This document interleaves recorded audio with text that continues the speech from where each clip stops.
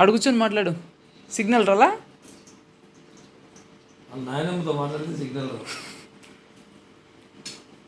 ఏమంటా డ్యూటీలో కమలమ్మ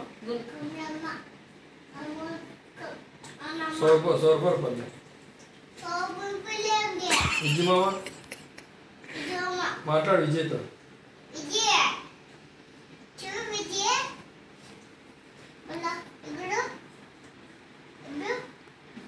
ఫోన్లు ఉంటాయి కదా, ఏ ఫోన్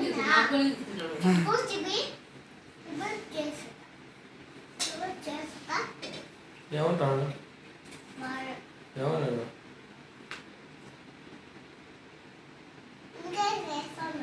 ఏమంటాడు చూడు విజయ్.